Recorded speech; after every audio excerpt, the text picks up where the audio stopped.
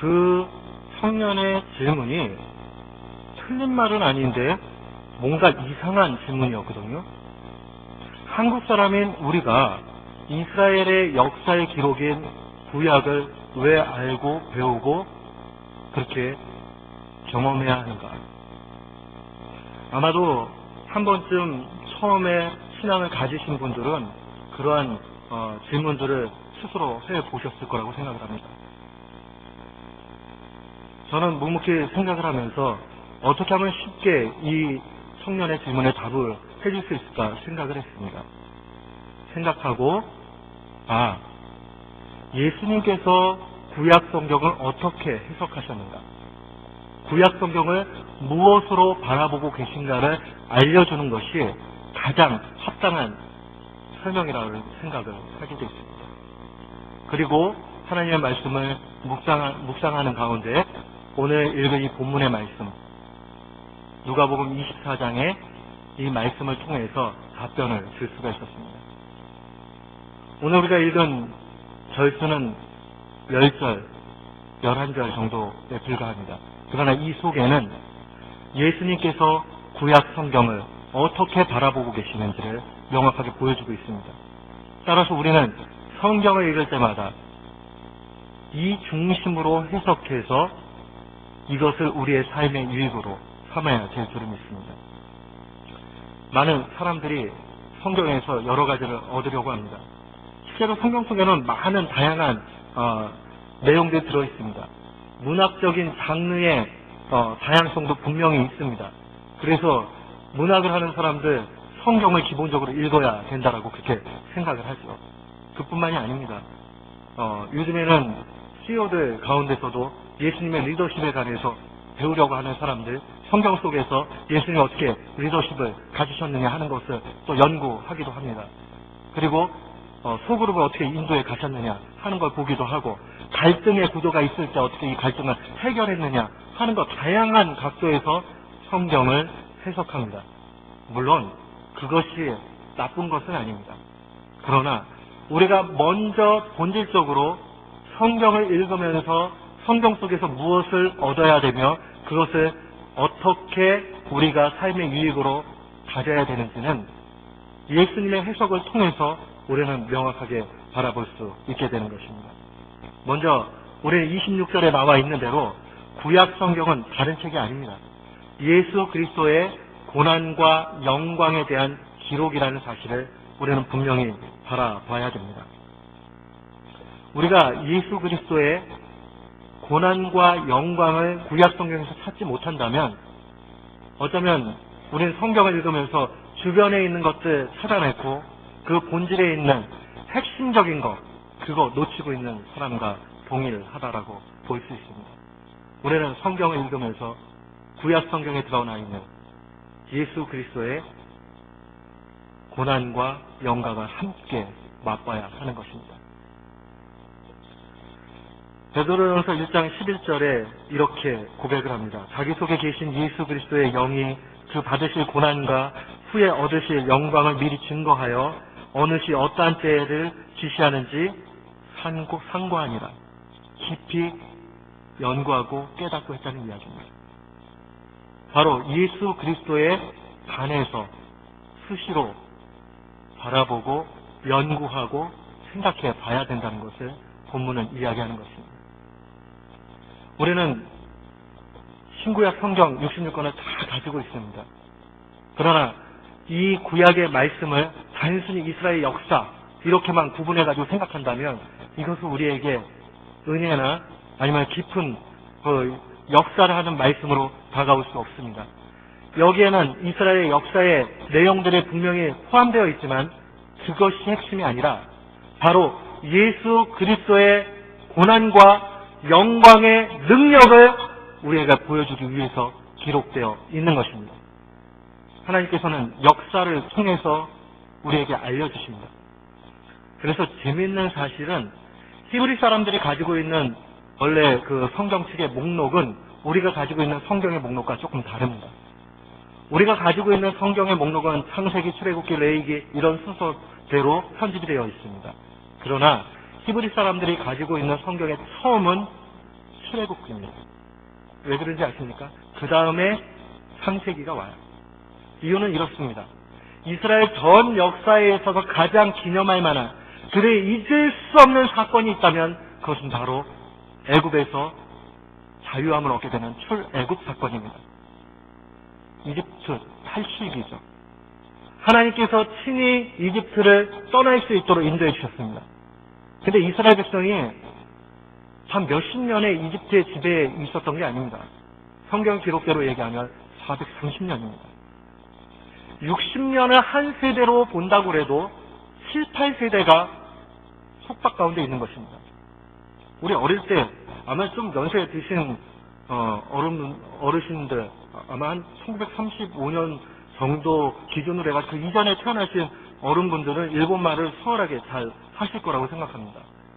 저도 집에 있을 때 저희 할머니가 야 스몬 갖고 와라 뭐 이러고 쟁반 오봉이라고 그러죠. 뭐 그런 얘기를 했던 기억들이 어렴풋이 납니다.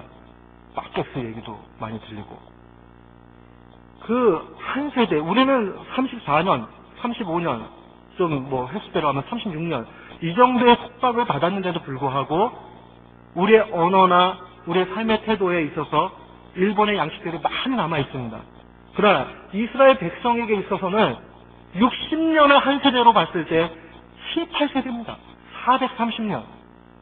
도대체 이해가 안 가는 그러한 시절입니다. 그런데 어느 날 주님께서는 그의 종 모세를 통해서 바로에게 가서 이스라엘 백성을 빼오라라고 명을 받고 실제로 하나님께서 그들을 인도해 내십니다. 그들의 역사 가운데서 잊을 수 없는 사건이 바로 애굽의 사건입니다. 그렇기 때문에 출애굽 사건이 맨 앞에 나오죠. 그러면서 그들은 이야기합니다. 그러면 출애굽이 이야기하는 것은 단 한 가지입니다. 너희를 인도한 사람이 모세냐? 아니다. 누구냐? 전능하신 하나님이다 하는 것이 핵심적인 메시지입니다. 그래 하나님? 그분이 어떠신 분인데요? 라는 질문을 우리는 할 수 있죠. 그때 두 번째 책인 창세기가 딱 드러나는 겁니다. 그분은 바로 천지를 만드신 분이지. 그렇기 때문에 우리가 경험할 수 있는 역사를 놓고 하나님 그 역사 가운데서 역사하셨던 부분들을 그대로 기록하시면서 그 하나님을 바라보게 만들어 주신다는 사실입니다. 동일합니다. 우리가 구약 성경을 단순하게 이스라엘 역사로만 받는다면 우리는 이스라엘 사람도 아니고 그것은 우리에게 큰 은혜가 되지 못합니다. 어쩌면 대단한 파워풀한 하나님을 경험할 수 있는지는 모르지만 그 하나님이 나랑과는 별로 무관한 하나님일 수 있죠. 그러나 그 성경 속에 있는 핵심적인 내용은 바로 예수 그리스도의 고난과 영광을 증거하고 있다는 사실에 우리는 무한한 새 힘을 얻게 되고 위로와 평강을 얻게 되는 것입니다. 성경적인 표현대로 하면 말할 수 없는 기쁨 가운데 놓이게 되는 것입니다. 지난주에 우리는 고난을 바라보는 신자의 시각에 대해서 살펴봤습니다. 고난은 하나님께서 우리에게 주시는 일종의 변장된 축복이라는 사실을 이미 말씀을 드렸습니다. 그리고 그리스도가 십자가의 고난을 이기셨기 때문에 넉넉히 우리는 그분을 받아 누릴 때에 우리도 고난을 이길 수 있다는 사실을 분명히 말씀을 드렸습니다. 우리는 이 말씀을 통해서 큰 위로와 새 힘을 얻습니다. 이것은 목사가 설교를 잘한다고 주는 그러한 힘이 아닙니다. 이 단순한 진리 가운데 하나님이 역사해 주시는 것입니다. 우리가 고난의 깊은 수렁 속에 빠져 있어도 죽음 권세를 이기신 예수 그리스도를 우리의 마음으로 붙잡으면 그것은 우리에게 아무런 문제가 되지 않는 하나의 그냥 살아가는 하나의 일에 불과하게 된다는 사실입니다. 우리의 구약 성경이 얼마나 명확하게 그리스도에 대해서 증거하고 있는지 살펴볼 수 있습니다.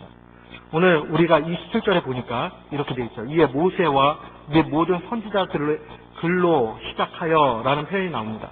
모세라는 말은 모세 오경, 토라를 이야기합니다. 히브리 사람들은 구약 성경을 크게 세 부분으로 나눠서 이해를 합니다. 앞에 모세오경을 토라라고 이야기해가지고 율법서입니다. 그리고 중간에 있는 부분들은 역사서입니다. 이 역사서는 케투빔이라고 얘기하는데 역사서예요. 그리고 뒤에 부분에 있는 선지자들의 글들을 너비임이라고 얘기해가지고 그것은 선지자의 글입니다. 그래서 오늘 예수님께서 27절에 보면 모세, 토라와 모든 선지자의 글, 선지서입니다. 이걸 시작해서 역사서 모든 것을 상세하게 알려주셨답니다. 근데 알려주신 내용이 뭐냐? 바로 26절에 한마디로 표현을 합니다. 그리스도가 이런 고난을 받고 자기의 영광에 들어가야 할 것이 아니냐. 결국 그 모든 글 속에 나타나 있는 것은 예수 그리스도의 고난과 영광이 드러나 있다는 사실입니다. 우리는 이 성경 말씀을 볼 때마다 그리스도의 고난과 영광을 받아 누려야 하는 것입니다. 우리 창세기 3장 15절에 보면 여자의 후손이라는 말이 나타납니다. 타락한 이후에 뱀이 저주를 받습니다. 그리고 그 뱀의 저주함에 있어서 그는 종신토록 배를 땅에 기어다니면서 흙을 먹고 살아야 됩니다. 그러면서 그 뱀의 이면적인 것은 사단을 얘기하는 거죠. 그 사단은 머리를 상하게 되지만 그 사단으로 인해서 여자의 후손은 발꿈치를 상한다라고 이야기합니다. 근데 여기서 얘기하는 여자의 후손이 누구냐라고 얘기하면 바로 예수 그리스도를 의미합니다. 그래서 창세기부터 이미 예수 그리스도에 대한 기록이 나타나 있다는 것을 우리는 볼 수 있습니다. 그뿐만이 아닙니다. 우리가 출애굽기를 보면 마지막 그 재앙 가운데서 10가지 재앙의 마지막 재앙은 모든 장자가 죽는 것입니다. 심지어는 생명체가 있는 모든 첫 번째는 다 죽게 되어 있는 겁니다.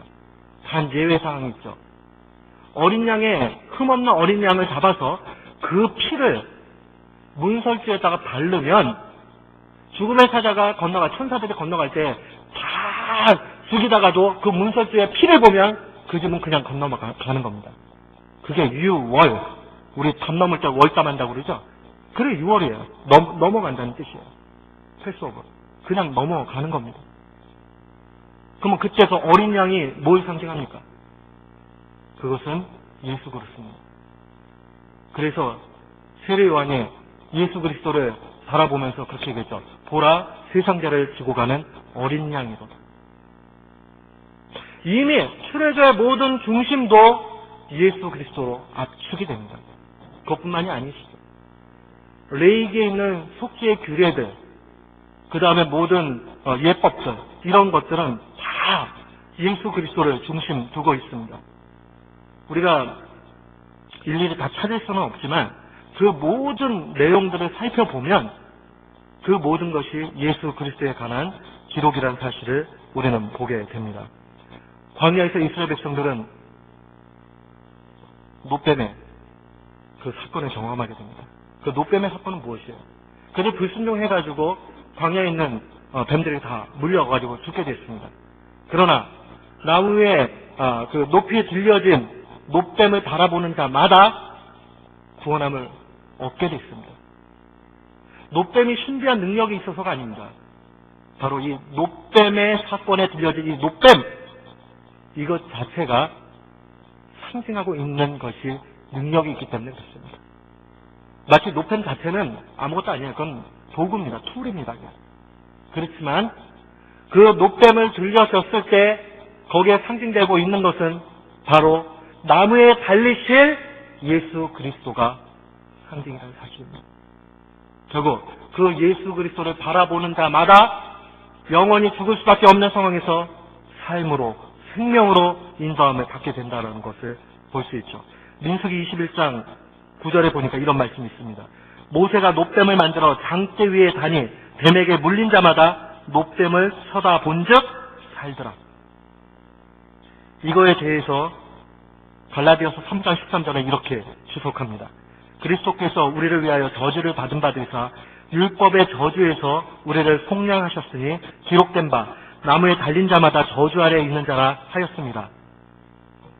예수께서 신이 나무에 달리심으로 저주 안에 본인이 담당하신 겁니다. 그러고 끝났다면 우리는 더 이상 이곳에 모여서 하나님께 예배할 이유 없습니다. 그러나 그분이 3일 만에 부활하셨습니다. 그리고 승리하셨습니다. 우리가 그것을 경험하고 느끼고 믿는 사람이기 때문에 오늘날 우리가 죽음의 고난 가운데 놓여진다 할지라도, 우리의 영혼이 피폐해지고 바닥을 친다 할지라도 부활하신 예수 그리스도를 붙잡고 나아갈 때 우리는 영광의 길에 갈 수 있는 것입니다. 선지서에 보면 이미 예수님의 오시기 750년, 800년 전에 예언을 합니다. 그분의 이름에 대해서 이사야는 언급하고 있고 미가 선지자는 어디서 메시아가 나실지를 지목하고 있습니다. 이것이 사람으로는 할 수 없다는 사실을 우리는 잘 알 수 있습니다. 이것은 하나님의 역사입니다. 우리는 구약 성경을 통해서 예수 그리스도를 발견하게 되고 그 예수 그리스도로 말미암아 우리의 삶에 유익을 얻게 되는 것입니다. 그렇다면 우리는 이 구약 성경을 우리 손에 놓여졌는데 어떻게 하면 이 구약 성경을 바로 해석할 수 있을까?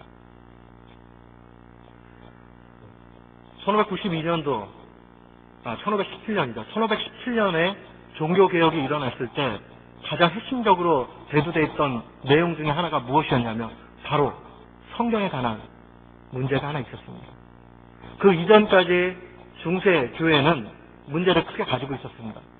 어떤 거였냐면 이 성경을 해석할 수 있는 권한뿐만 아니라 읽을 수 있는 권한이 오직 성직자에게만 제한되어 있었습니다. 그러니까 이 성경을 성도들은 읽을 수가 없어요. 그리고 읽을 수 없는 뿐만 아니라 이것을 소유하지도 못하고 읽어서도 안 되고 또 이것을 자기 마음대로 해석할 수도 없게 돼 있었습니다. 오직 사제가 해석해 주는 것만이 참 진리의 말씀이고 그대로만 알아야 됐습니다. 근데 문제는 이걸 또 해석이라도 잘해주면 좋은데 해석도 제대로 안 해줄 뿐만 아니라 더 큰 문제는 당시에 미사 자체를 다 라틴어로 드렸습니다. 우리나라도 실제로 1920년도까지 한국에서 드려진 미사 자체도 라틴어로 미사를 드렸습니다. 그러면 라틴어를 알아들을 수 있는 그런 사람이 어디 있겠습니까? 그러니까 그냥 왔다 가는 겁니다. 그냥 와가지고. 그러나 루터는 종교개혁을 하면서 이 성경이 성직자들의 전유물이 아니라는 사실에 그는 집중을 합니다. 그리고 독일어로 이 성경을 번역을 합니다. 저는 오늘날 이 사건은 우리에게 너무나 중요한 사건이라고 생각을 합니다. 성경을 읽고 해석하고 하는 것은요, 이것은 목사의 전유물만은 아닙니다. 목사가 설교를 하고 목사가 말씀을 가르치고 하는 것은 은사가 있기 때문에 그것을 하는 것입니다. 성도들이 아무것도 안 하고 그냥 가만히 있고 그것만 받아 누리면 된다는 그런 말씀이 아닙니다. 성도도 부지런히 이 성경의 말씀을 읽고 그것을 다시 삶의 영혼의 일부로 받아 누려야 됩니다. 이것은 우리에게 엄청난 사실을 보여줍니다. 사랑하는 성도 여러분, 하나님의 말씀을 통해서 변화받은 수많은 사람들 우리는 우리의 역사 가운데 교회사뿐만 아니라 일반 역사 가운데 너무나 많이 바라봅니다. 최근에 한국에서 재밌는 일이 하나 벌어졌죠. 현대 지성의 대변자라고 이야기하는 이어령 박사님의 회심한 사건입니다. 이어령 박사님은 잘 아시다시피 굉장한 한국의 보배 같은 분입니다. 그분이 성경도 여러 차례 읽으셨죠. 그러나 결정적인 계기가 된 것은 하나님의 말씀을 읽고 있는 가운데 그것이 늘 마음에 부담도 있고 갈등도 있었지만 죽을 수밖에 없는 가운데 놓여졌던 자기의 딸이 병 고침을 받고 완전히 바뀐 모습들을 바라보면서 그가 최종적인 승인을 하고 고백을 했다라고 그렇게 단증을 합니다. 하나님의 말씀이 그 속에 들어갔을 때 이미 많은 갈등이 있었다라고 이야기합니다. 하나님의 말씀은 살아 운동력이 있습니다. 이 말씀을 소유하면 말할 수 없는 기쁨 가운데 놓여지게 됩니다. 누군가가 미워집니다. 분노가 생깁니다. 야, 정말 용서해 줄 수 없다 하는 상황들에 놓여질 수 있습니다. 그 미움의 폭과 넓이와 깊이가 너무 커서 내 능력으로 도저히 할 수 없는 일들을 겪을 때가 있지요. 그러나 어느 순간 하나님의 말씀이 크게 다가옵니다. 돈을 내어도 하루를 넘기지 말라는 말씀이 내 마음속에 깊이 오면 그 순간 내 마음속의 미움이 사라지는 것을 바라봅니다. 이것을 과학적으로 어떻게 설명하겠습니까? 억울한 일을 당하고 답답해서 와, 이거 어떻게 해야 되나 이런 생각이 들 때 내가 너를 아노라 하는 주님의 그 한 성경의 한 구절 말씀이 내 마음에 위로함을 줄 때 이것을 뭐라 설명할 수 있겠습니까? 하나님의 말씀은 살아 운동력이 있을 뿐만 아니라 능력의 말씀입니다. 그렇기 때문에 이 말씀은 우리가 부단히 읽고 연구하고 나아가야 될 귀한 말씀입니다.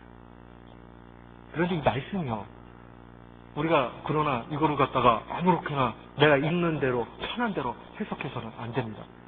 그래서 성경에 우리는 이 말씀을 베드로후서 1장 20절 말씀에 잘 기억을 하면서 읽어가야 됩니다. 먼저 알 것은 정의 모든 예언을 사사로이 풀 것이 아니라는 사실을 기억해야 됩니다. 그러니까 정이라는 말은 성경을 얘기하는 거예요. 성경에 기록되어 있는 이 말씀이 그냥 사사로이 그냥 자기 자의적으로 그냥 편한 대로 그렇게 풀 것이 아니라는 거예요. 그래서 두 가지 원칙을 가지고 잘 기억을 해야 됩니다. 첫 번째로 그것은 성경은 성경으로 풀어야 됩니다. 구약 성경을 읽다 보면요, 반드시 구약 성경의 내용들을 신약에 와서 설명해 주고 있습니다. 신약 성경에 있는 말씀은 대부분 구약 성경을 백그라운드로 하고 있습니다. 두 개가 딱 맞게 돼 있어요. 히브리서를 읽어 나가면서 레위기의 예법을 알지 못하고 읽으면 도대체 무슨 얘기인지 전혀 모릅니다. 레위기의 예법을 바라보면서 이거 되게 그럴싸하네 라고 읽지만 레위기의 히브리서의 그 말씀을 가지지 않으면 딴 데로 해석을 해 나갑니다. 그래서 히브리서는 레위기에 나타난 예법의 주석입니다. 두 가지는 같이 짝을 맞춰서 가갑니다. 그렇기 때문에 우리는 성경을 읽을 때마다 성경을 성경으로 그렇게 풀어나가야 됩니다. 그럼 우리는 이러한 고민들을 할 수 있죠. 그럼 그거 우리가 다 어떻게 배워서 합니까? 하나님은 놀랄만한 사실을 우리에게 주셨습니다. 저는 제가 자란 교회에서 한 권사님을 알고 있습니다. 이 권사님은 굉장히 독특한 은사를 받으신 분입니다. 이분은 시대를 악하게 태어나셨기 때문에 국문을 제대로 깨칠 수가 없으셨습니다. 집안도 어렵고 교육도 제대로 받을 수 있는 분이 아니셨습니다. 그리고 일찌감치 복음을 받아들이지 못했던 분입니다. 60이 넘어서야 전도를 받고 교회 안으로 들어왔습니다. 근데 이분이 예배를 드릴 때마다 너무 감격이 되는 겁니다. 마음속에 한 마음이 자꾸 올라옵니다. 말씀을 읽고 싶다. 말씀을 읽고 싶다. 근데 어찌하겠습니까? 이분이 글을 모르세요. 문맹입니다. 성경을 가지고 있어도 그분한테 이게 아무런 쓸모가 없는 성경이 되어 있죠. 그분이 열심히 하나님 앞에 기도했습니다. 제가 그분을 어떻게 아느냐? 제가 세례 받을 때 같이 세례를 받았어요. 제가 중학교 때 세례 받을 때. 근데 그분이 나중에 권사님 되셨어요. 근데 재밌는 사실은 뭐냐면 성경을 읽으세요. 배운 적 없어요. 읽으세요. 근데 더 놀랄만한 일은 뭔지 아십니까? 거리에 간판은 못 읽으세요. 오직 성경만 읽으시고 똑같은 한글인데 한글로 되어 있는 성경은 읽으시는데 간판은 못 읽으세요. 뭐라고 설명 못해요. 하나님이 그분에게 특별히 주신 은총입니다. 그리고 제가 아는 또 한 분이 계십니다. 그분은 성경을 거의 다 외웁니다. 그분이 머리가 좋으셔가지고 외우신 것 같지는 않아요. 연세가 굉장히 많으시거든요. 말씀을 사모하니까 하나님이 그 마음에 말씀을 알 수 있도록 깨달음을 주십니다. 저는 주일학교를 오랜 시간 지도하면서 얻은 결론이 있습니다. 주일학교 선생님들을 가만 보면 많이 배우셨다고 해가지고 잘 가르치는 거 아니라는 사실을 알게 됐어요. 희한해요. 교수님이고 선생님이고 학교 선생님이고 그러면 좀 더 스케일도 있고 잘 가르치실 것 같은데 꼭 그렇지 않아요. 성경을 해석하는 것도 어떤 분들은 배움이 많으시지 않으시고 그런데도 불구하고 어쩌면 그렇게 목사들보다 더 예리하게 그 깊이 있는 말씀을 쳐다보는데 깜짝 놀랄 때가 있습니다. 한 가지 얻은 결론이 있습니다. 그분들의 공통점이 있습니다. 다른 게 아니라 엄청난 기도를 합니다. 말씀을 사모하고 기도합니다. 그래서 하나님께서 주시는 그 마음으로 성경을 바라봅니다. 그러니까 벌써 말씀을 대하는 태도와 삶의 모습이 완전히 다릅니다. 하나님의 말씀을 읽고 있습니다. 처음에 다 이해가 가지 않지요. 그 말이 그 말 같습니다. 그리고 성경을 오랜 시간 배웠지만 그 배우는 것이 도대체 내가 얼마만큼 알고 있을까 의심이 될 때도 많이 있죠. 그러나 그것들이 점점 쌓이다 보면 나도 모르는 사이에 하나님께서 참 말씀의 진수를 내 속에 넣어주신다는 사실을 우리는 바라볼 수 있게 됩니다. 세상에 가장 부유한 사람이 누구냐? 물질을 가지고 있는 사람 좀 부유한 사람 맞습니다. 지식이 많은 사람 부유한 사람 맞습니다. 그러나 가장 부유한 사람은 하나님의 말씀을 소유해서 예수 그리스도를 소유한 사람입니다.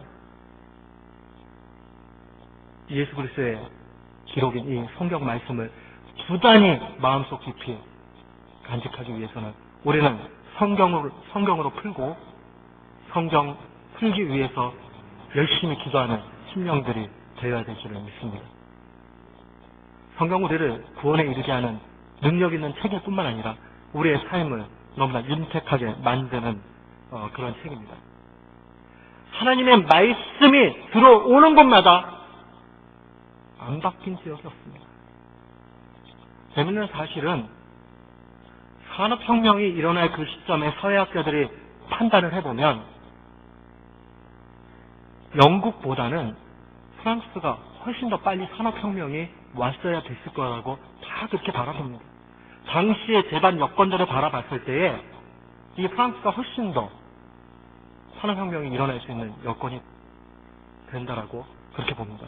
그럼에도 불구하고 산업혁명은 영국에서 먼저 일어납니다. 왜 그럴까요? 그 당시에 파운데이션이 있었어요. 그게 뭐였냐면 웨슬리의 부흥운동이었습니다. 웨슬리가 들어가는 지역마다 설교를 하면 광산촌의 술주정뱅이 꾼 광부들이 회심하는 역사들이 드러납니다. 그리고 죄를 지었던 이들이 자신의 죄를 토로하고 하나님 앞에 나아가고 그렇게 되다 보니까 가정이 변하는 역사들이 드러납니다. 가정이 변하다 보니까 지역이 변합니다. 사랑하는 성도 여러분, 하나님의 복음의 말씀이 먼저 들어가면 우리는 회개의 열매를 맺게 되어 있습니다. 우리의 마음이 완악하고요, 단단할 때는 아무리 하나님의 말씀이 좋은 말씀으로 내 마음속에 들어와도 그것이 그냥 날아갑니다. 나를 변화시키지 않아요. 나로 하여금 바뀌어질 수 있는 여지를 만들지 않습니다. 그것이 예리하다는 그런 감을 갖지 못합니다. 아주 둔감한 상태에 있기 때문에. 그러나 하나님의 그 강권적인 말씀이 내 속에 깊이 박히게 되면 자신이 죄인이라는 사실을 먼저 깨닫게 됩니다. 그리고 회개의 열매로 드러납니다. 회개의 열매는 다른 것이 아닙니다.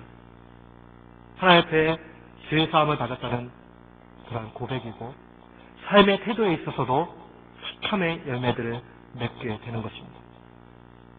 물론 하루아침에 다 삶이 변하지 않습니다. 많은 시간들이 요구됩니다.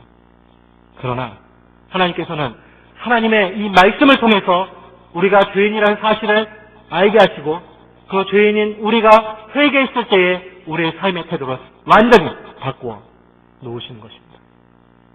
우리는 그 사실을 알고 가야 됩니다. 복음이 선포되는 지역마다 회개의 열매들이 드러났다는 것은 복음서 곳곳에서 우리는 발견할 수 있습니다. 사도행전 2장의 말씀을 보면 굉장히 재밌는 사실을 발견하게 됩니다. 베드로가 예수 그리스도의 죽으심과 부활하심에 관한 증거를 합니다. 단순한 복음의 내용입니다. 이 내용을 들었던 사람들이 마음에 찔림이 오기 시작합니다. 막 찔려오니까 베드로에게 얘기합니다. 우리가 어찌할까? 베드로의 답변은 참 재밌습니다. 너희가 예수 그리스도의 이름으로 세례를 받고 회개하라고 이야기합니다. 그리스도를 영접하라는 그 한마디로 요약해서 이야기합니다. 초대교회 성도들은 그렇게 시작이 되었습니다. 그리고 그들의 삶은 완전히 변하기 시작했습니다. 우리가 이 땅에 발을 붙이고 살면서 좀 더 하나님 말씀대로 또 정말 유익한 삶, 그리고 보람 있는 삶, 가치 있는 삶, 그리스도인다운 삶을 살기 원한다면 우리는 말씀을 사모하고 그 말씀이 도전하는 바에 우리는 귀를 기울여야 될 줄을 믿습니다.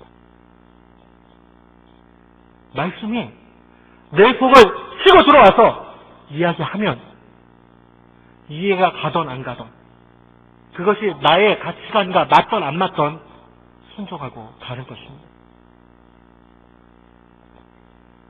유명한 철학자인 어떤 이는 이런 고백을 했습니다. 나는 하나님의 말씀이 불합리하기 때문에 믿는다 하고 이야기했습니다. 그가 얘기한 불합리하다라는 표현은 이성적이지 않다라는 말입니다. 자기의 이성으로 판단되지 않다라는 얘기입니다. 그 말은 진리입니다. 왜요? 하나님이 유한자인 우리의 머리로 판단 가능한 일들만 하시는 하나님이라면 그분은 더 이상 하나님일 수 없는 것입니다. 우리는 무한자이신 하나님을 규정할 수도 제한할 수도 없습니다. 그렇기 때문에 불합리하기 때문에 믿을 수 있는 것이죠. 어거스틴 또 이런 얘기 있습니다. 나는 하나님의 말씀, 하나님이 참 하나님이라는 사실을 알기 위해서 믿는다 그런 얘기를 했습니다. 믿음의 선행을 이야기하는 겁니다.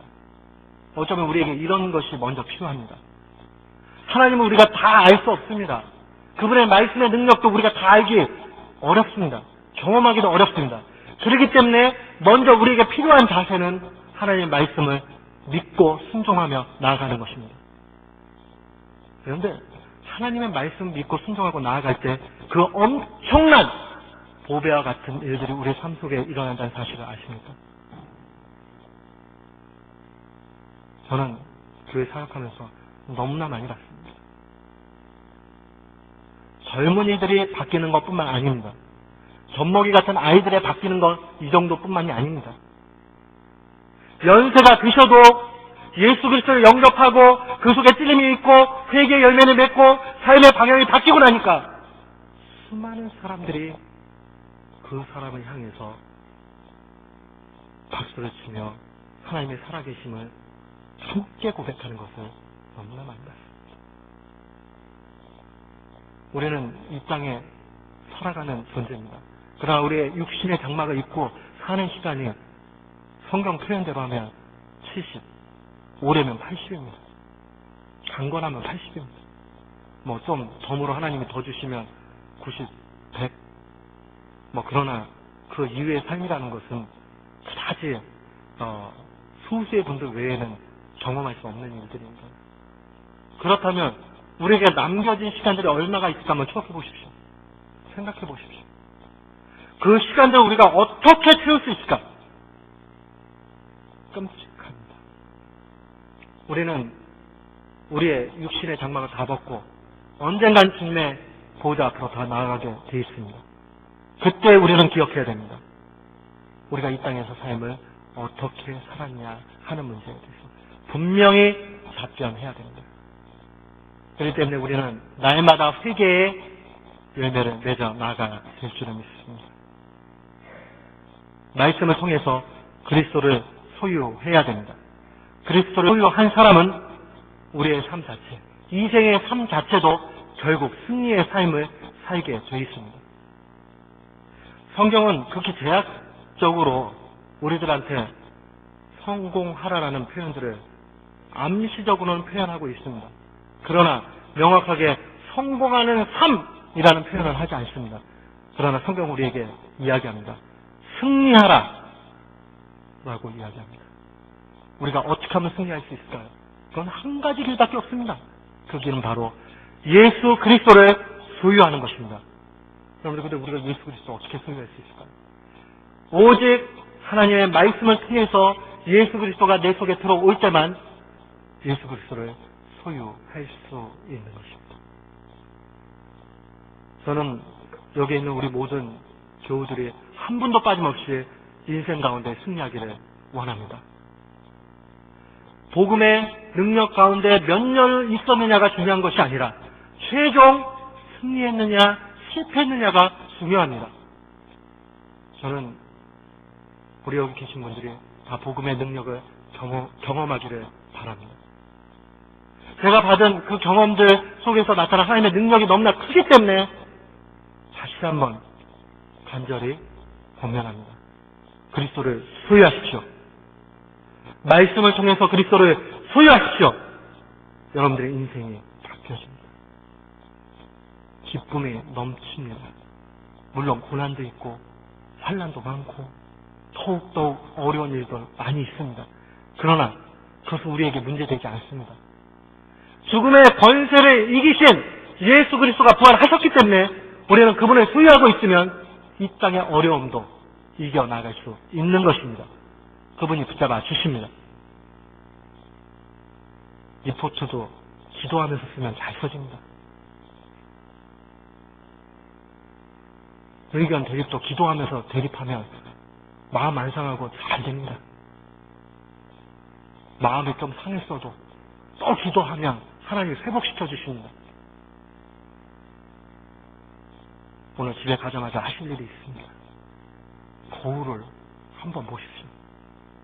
내 얼굴이 은혜스러운 얼굴인가 아니면 피곤에 찌든 얼굴인가 그냥 심술이 톡지럽게 붙은 얼굴인가 한번 잘 보십시오.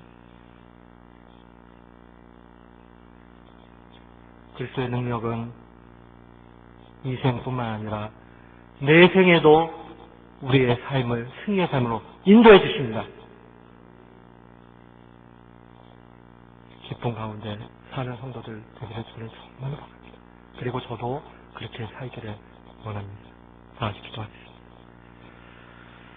하나님 아버지의 은총을 감사합니다. 그리스도 때문에 삶이 복되기를 원합니다. 말씀을 통해서 그리스도가 말씀하시는 그 말씀이 찔림되기를 원합니다. 도전되기를 원합니다. 그리스도 소유함으로 승리함에 거하기를 원합니다. 하나님 함께 해 주셔서 우리에게 있는 잠시의 고난을 넉넉히 믿음으로 이길 수 있도록 인도해 주시옵소서.